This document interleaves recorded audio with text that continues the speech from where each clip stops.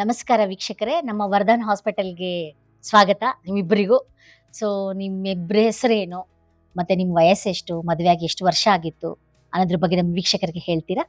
ನಮ್ಮ ಹೆಸರು ದರ್ಶನ್ ಅಂತ, ನಮ್ಮ ಮಿಸಸ್ ರಮ್ಯಾ ಅಂತ. ರಮ್ಯಾ, ಓಕೆ. 3.5 years ಆಗಿದೆ ಮ್ಯಾರೇಜ್ ಆಗಿ. ಓಕೆ. ಸೊ ಇವಾಗ ಇಲ್ಲಿ ಬಂದಿದ್ದೀವಿ.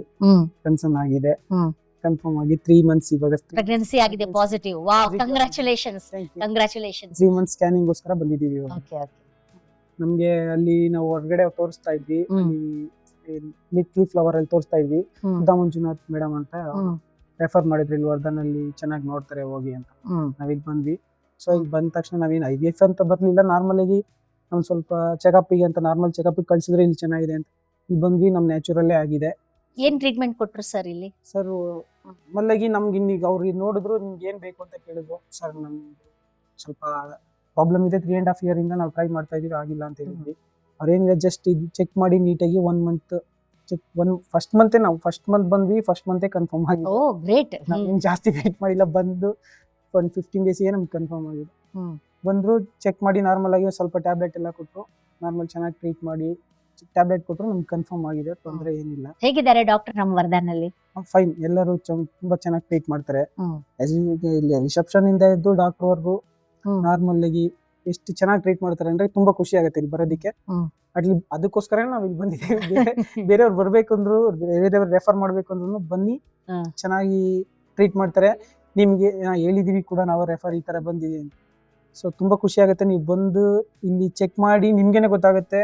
ಇಲ್ಲಿ ಬಂದು ನೋಡಿದ್ರೇನೆ ಅಷ್ಟು ಗೊತ್ತಾಗುತ್ತೆ ಎಷ್ಟು ನೀಟಾಗಿ ಟ್ರೀಟ್ ಮಾಡ್ತಾರೆ.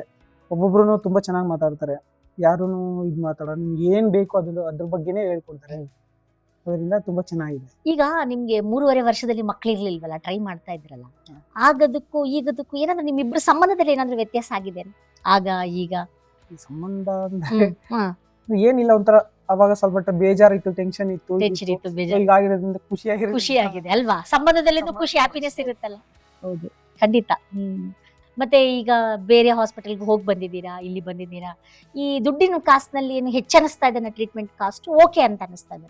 ಇಲ್ಲ, ಅಂತ ಕಾಸ್ಟ್ ಏನಿಲ್ಲ, ನಾರ್ಮಲ್ ಮಿಡ್ಲ್ ಕ್ಲಾಸ್ ಪೀಪಲ್ಸ್ ಗೆ ನೋ ಪ್ರಾಬ್ಲಮ್. ಈ ಕ್ಲಾಸ್ ಗೆ ಬರ್ಬೇಕು ಅಂತ ಮಿಡ್ಲ್ ಕ್ಲಾಸ್ ಪೀಪಲ್ ಗೆನು ನಾರ್ಮಲ್ ಟ್ರೀಟ್ಮೆಂಟ್ ಸಿಗತ್ತೆ, ಆರಾಮಾಗಿ ಬರ್ಬೋದು. ಓಕೆ. ಬೇರೆ ಕಡೆ ಹೋದ್ರೆ ನಮಗೆ ಬೇರೆ ಕಡೆ ಹೋದಾಗ ನಮ್ಗೆ ನೀವಿಲ್ಲ ಇದು ಪ್ರಾಬ್ಲಮ್ ಇದೆ, ನೀವು IVF ಟ್ರೈ ಮಾಡಿ ಅಂತ ಹೇಳ್ತಾರೆ. ಬಟ್ ಇಲ್ಲಿ ಆತರ ಹೇಳಿಲ್ಲ, ನಮಗ್ ಬಂದ್ರೆ ಇಂಪಾರ್ಟೆಂಟ್.